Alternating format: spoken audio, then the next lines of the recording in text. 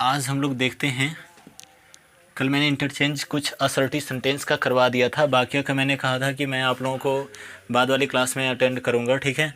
और आज वाली जो क्लास है ये एक दो पिछला ही देख लेते हैं थोड़ा सा, ठीक है। एग्ज़ाम्पल देख लेते हैं। तो यहाँ पे एग्ज़ाम्पल है कि अगर दिया हुआ है कि दे हैव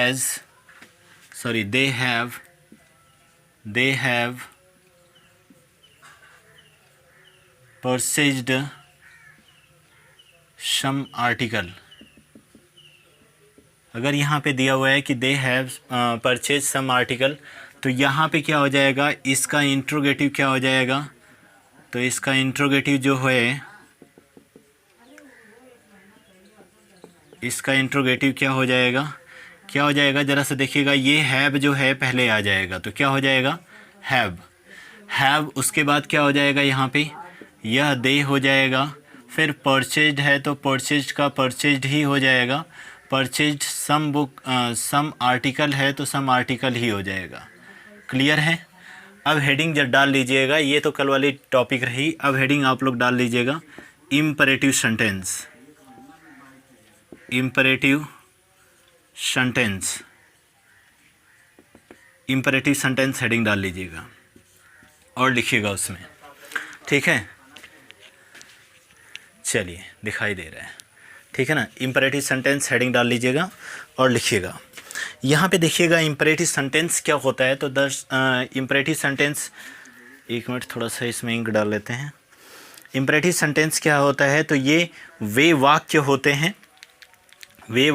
हैं जो सामान्यतः आदेश को देते हैं, ठीक है ना, या जिनसे सामान्यतः आदेश का प्रकट होना पाया जाता है।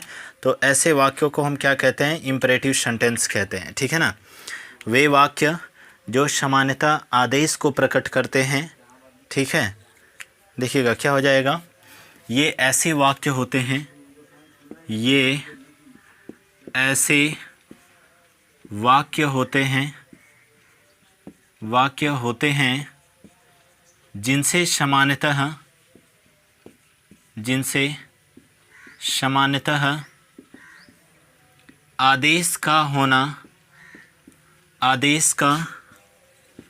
आदेश का व्यक्त होना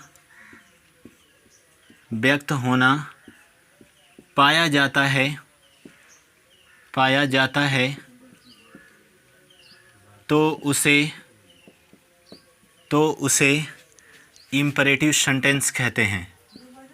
तो इसे imperative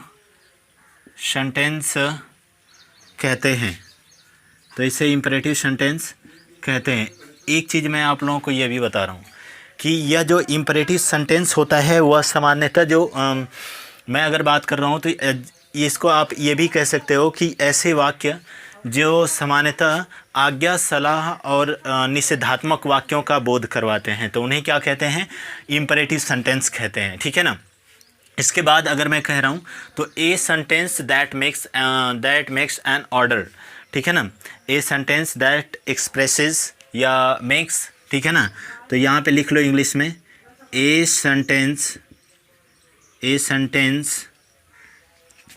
that expresses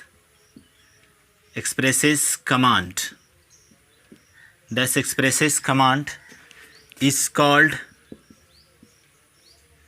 is called an imperative sentence।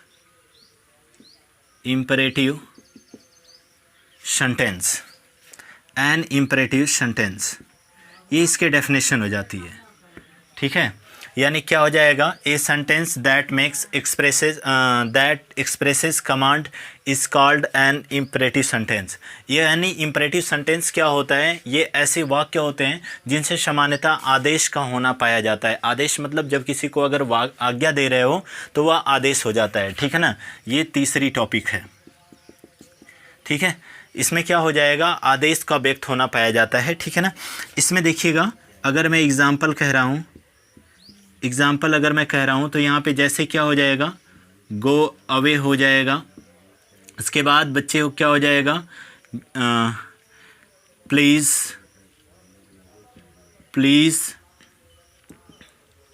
Give me a book, please give me a book. ठीक है ना, ये दोनों वाक्य क्या हैं कि यह इम्परेटिव सेंटेंस है। अब देखिएगा इम्परेटिव सेंटेंस को पहचानने की क्वालिटी क्या होती है।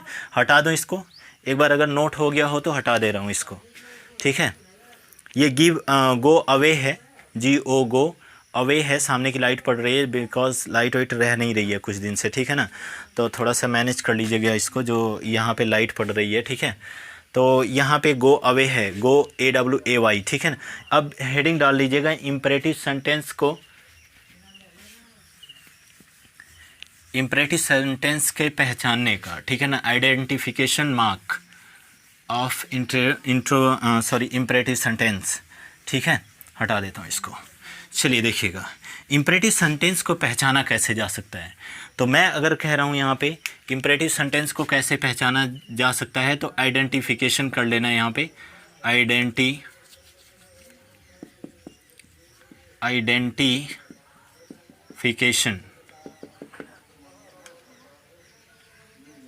आइडेंटिफिकेशन क्या हो जाएगा। अगर कोई वाक्य ध्यान से समझना, अगर कोई वाक्य प्लीज़ या काइंडली से शुरू हो, ठीक है ना, प्लीज़ या काइंडली से शुरू हो, तो वह वाक्य क्या है, इम्परेटिव सेंटेंस है। जैसे अभी मैं एग्जांपल करवाता हूँ। और यदि कोई वाक्य मेन वर्ब से स्टार्ट हो, मेन वर्ब से, तो भी क्या है, इम्परेटिव सेंटेंस है। यदि कोई वाक्य विल यू से स्टार्ट है तो भी क्या है, इम्परेटिव सेंटेंस है।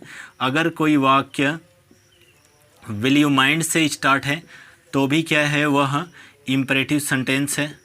ठीक है, यदि कोई वाक्य वुड यू से है, वुड यू से स्टार्ट हो रहा है तो भी क्या है, इम्परेटिव सेंटेंस।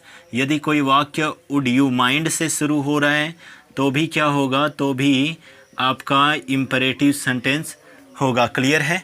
एक बात और समझ लीजिएगा कि यहाँ पे डोंट या नेवर अगर दिया गया होगा तो भी क्या हो जाएगा, इम्परेटिव सेंटेंस हो जाएगा। ध्यान से समझिए, ये प्लीज़ या काइंडली और ये चीज़ें जो हैं वो आपको रिक्वेस्ट को दिखाएंगी। क्या दिखाएंगी, रिक्वेस्ट को दिखाएंगी। ठीक है ना, मेन वर्ब जो होता है, अगर कोई वाक्य मेन वर्ब से शुरू हो रहा है, देखो तो यह क्या हो जाएगा, ये ऑर्डर को डिनोट करेगा। ठीक है ना, ऑर्डर को डिनोट करेगा। अगर आपका डोंट और नेवर है तो यह निगेटिविटी दिखाएगा। समझ में बात आई ना। अगर कोई आपका निगेटिविटी, ठीक है, निगेटिविटी दिखाएगा तो आपका क्या हो जाएगा, प्लीज़ या काइंडली दिया हुआ है, अगर विल यू से कोई वाक्य अगर स्टार्ट हो रहे हैं तो वह कौन से सेंटेंस हो जाएंगे, वह इंपरेटिव सेंटेंस हो जाएंगे।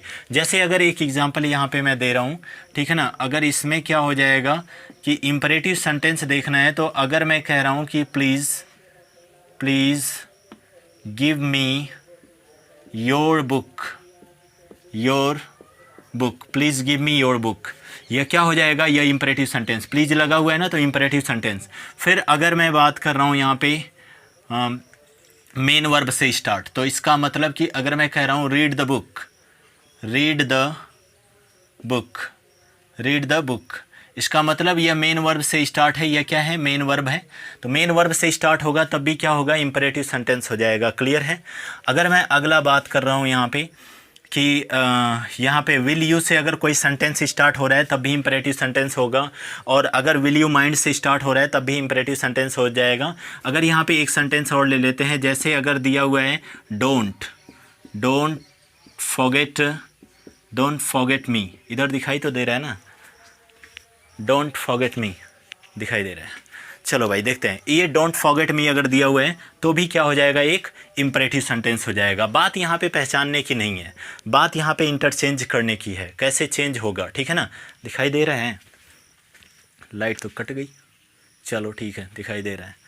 ठीक है, फिलहाल में देख लेते हैं भाई, डोंट फॉरगेट मी, यहाँ पे अगर डोंट फॉरगेट मी दिया हुआ है तब भी क्या हो जाएगा, इंपरेटिव सेंटेंस हो जाएगा। क्लियर है। अब इसको अगर मैं इंटरचेंज कर रहे हैं हम लोग, तो इंटरचेंज अगर करेंगे ना तो इससे क्या होगा, सिर्फ एक ही में ये बदलेगा। ठीक है ना, किसमें, इंट्रोगेटिव से निगेटिव में ही बदलेगा। ठीक है ना, सॉरी, इंपरेटिव से निगेटिव में ही बदलेगा। ठीक है ना, तो इसको हम लोग चेंज कर लेते हैं, हटाता हूँ इसको, थोड़ा सा फटाफट आज देख लेंगे, आज इसको क्लियर कर लेते हैं पूरा टोटल। ठीक है, चलिए आज इसको पूरा क्लियर कर लेते हैं। क्या हो जाएगा, तो आप लोग पहली हेडिंग डाल लीजिएगा इंटरचेंज, इसको साथ में ही करते हुए चलते हैं। इंटरचेंज imperative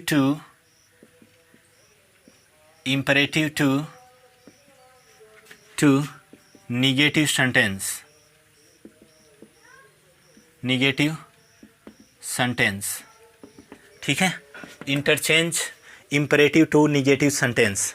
तो यहाँ पे अगर मैं दे रहा हूँ एक आपको इम्परेटिव सेंटेंस बोल रहा हूँ, ये इम्परेटिव सेंटेंस है, ठीक है ना। इम्परेटिव सेंटेंस का पहला अगर हम लोग देख लेते हैं, जैसे अगर मैं कह रहा हूँ कि प्लीज़ सिट हेयर,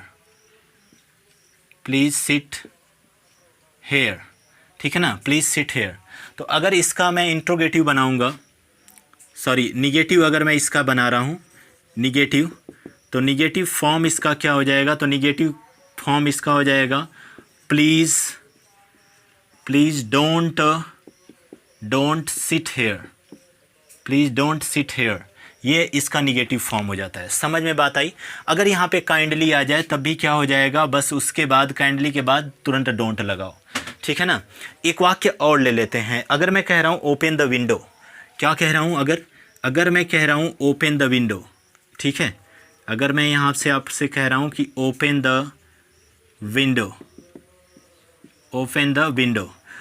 विंडो है, तो यहाँ पे निगेटिव इसका क्या हो जाएगा, तो निगेटिव भी इसका हो जाएगा डोंट। मैंने कहा ना कि क्या यूज कर लेंगे, डोंट ओपन द विंडो, ध्यान से समझना इसको, डोंट ओपन द विंडो। यहाँ पे क्या हो रहा है, देखो ओपन द विंडो दिया हुआ था, तो अगर मैं इसके आगे डोंट का यूज कर दूंगा तो यह क्या हो जाएगा, डोंट ओपन द विंडो। अगर मेन वर्ब दिया रहेगा तो मेन वर्ब से, ये क्या था, मेन वर्ब था, मेन वर्ब से पहले डोंट लगा लो या निगेटिव में बदल गया। समझ में बात आई। अब यहाँ पे अगर मैं थर्ड वाले की बात कर रहा हूँ, अगर मैं एक और सेंटेंस दे देता हूँ गो अवे अगर दे रहा हूँ, ये बिल्कुल ईजी सा है। देखो गो अवे मेन वर्ब दिखा, तुरंत इसका निगेटिव फॉर्म क्या हो जाएगा, तो इसका निगेटिव फॉर्म अगर हम लोग देखें तो डोंट हो जाएगा, डोंट गो अवे हो जाएगा, ठीक है ना। चलिए इसको नोट कर डालिए, फिर उसके बाद आगे चलते हैं। एक्सरसाइज अभी भी ख़त्म हो जाएगा पूरा सेंटेंस, तो एक्सरसाइज इसका और भी करवाऊँगा, ठीक है। थोड़ा सा लिख लो आप लोग, ठीक है, शैडो आ रहे हैं। चलिए हेडिंग डाल लीजिएगा, इम्परेटिव सेंटेंस हो गया, एक्सक्लेमेटरी सेंटेंस, और इसका डेफिनेशन लिखवा करके बस यहीं तक आज की क्लास को बंद करूँगा, क्योंकि मुझे कहीं इस पे जाना भी है, ठीक है। सो मिलते हैं कल वाली क्लास में, ठीक है। थोड़ा सा हेडिंग डाल लीजिएगा, इंट्रोगेटिव सेंटेंस, ठीक है ना, एक्सक्लेमेटरी सेंटेंस क्या होता है। और स्टूडेंट अगर चैनल मतलब वीडियो पसंद आ रही होगी तो चैनल को लाइक शेयर और सब्सक्राइब करना बिल्कुल ना भूलें, ठीक है। और आप लोग इतनी चीज़ें पेशेंस बना करके रखो, ये इंग्लिश जल्द से जल्द ही मैं क्लियर करवाऊँगा, ये पूरा का पूरा।